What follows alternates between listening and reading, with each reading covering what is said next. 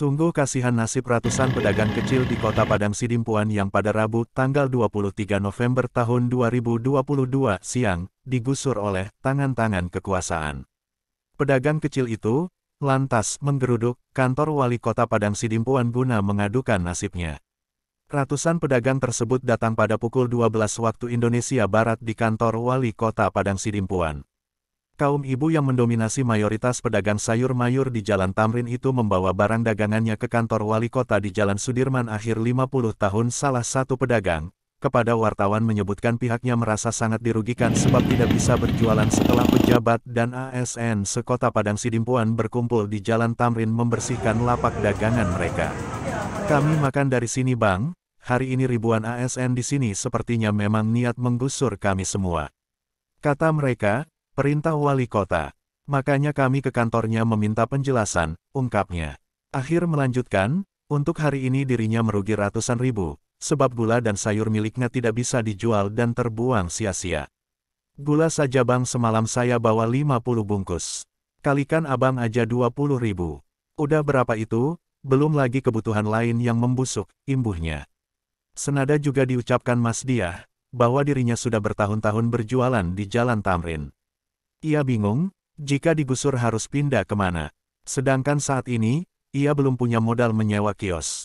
Modal sedikit dan untung paling Rp50.000 satu hari, dari mana nyewa kios, tuturnya dengan nada memelas. Di kantor wali kota, tampak keluhan pedagang tidak disambut baik oleh pejabat atau dengan penjelasan karena mereka seperti enggan bertatap muka.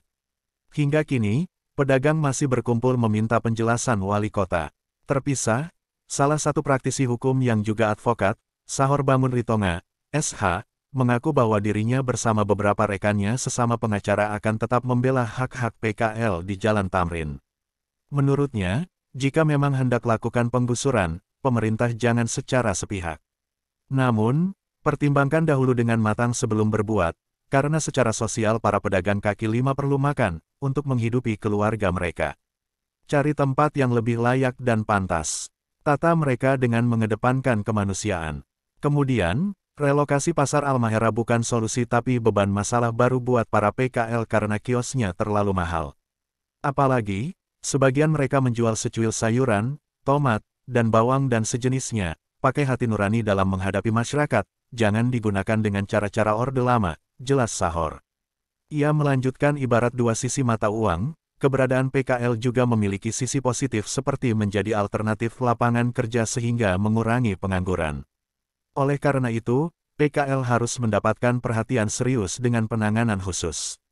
Sebagai salah satu prioritas utama yang dikerjakan, pendekatan yang dilakukan adalah dengan memanusiakan manusia dengan hati maunya wali kota Padang Sidimpuan ini belajar dari Bapak Presiden Republik Indonesia Joko Widodo yang pernah menjabat wali kota di Solo. Beliau sukses menangani PKL tanpa ada penolakan dari pedagang itu sendiri, karena penangannya dengan hati, bukan mengandalkan power kekuasaan, itu pola-pola lama pungkas Sahor. Untuk itu Irsan saya sarankan belajar dari kota Solo dalam menangani PKL, coba tata dengan baik, rapi, cari lokasi yang layak buat saudara-saudara kita untuk bisa berjualan, bukan mengarah ke pasar milik swasta, jelas mereka tak mau, itu bukan solusi.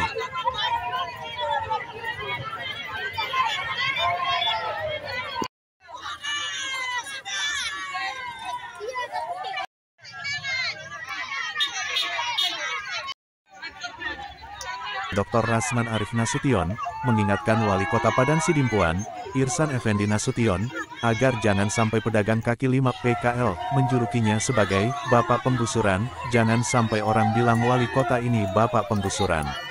Aneh itu, nanti dibilang orang Bapak Penggusuran sakit hati. Lebih baik, kita menjadi kepala daerah yang bisa merespons kepentingan masyarakat, ujar Rasman. Meski begitu, ia tak bermaksud untuk menjatuhkan atau mendukung siapapun.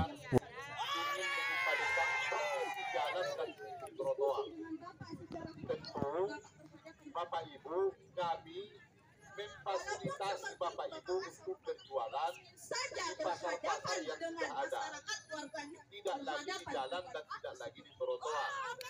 Kami tidak melarang Bapak Ibu di situ.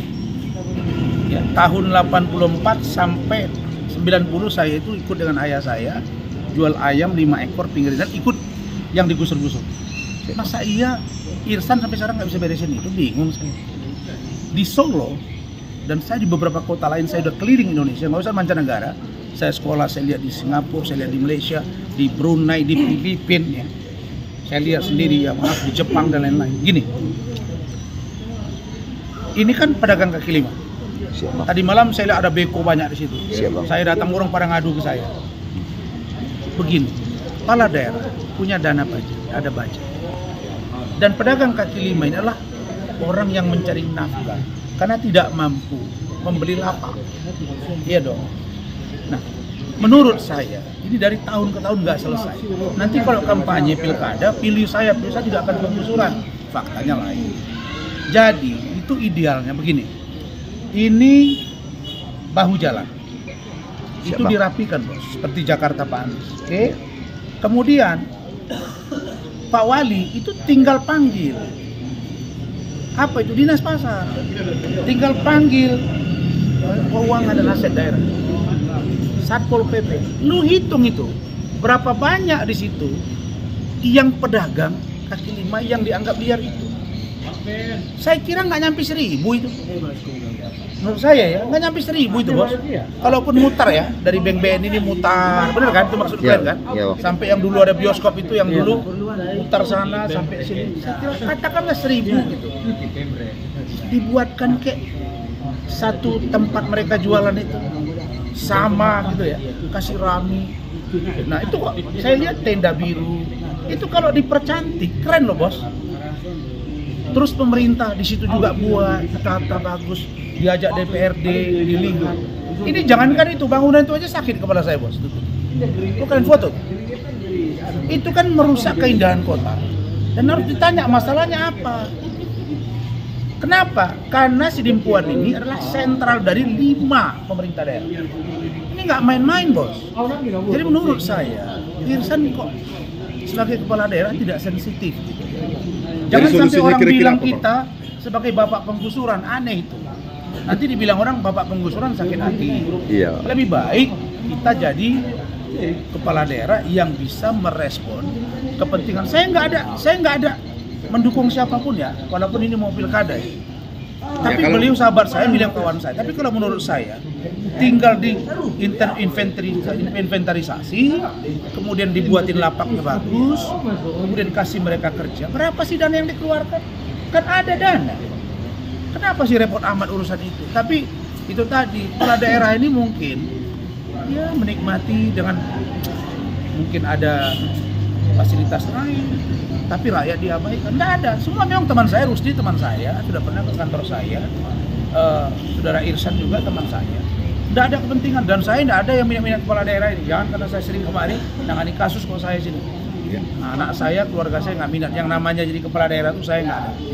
Itu. Namanya berteman Bang Ran.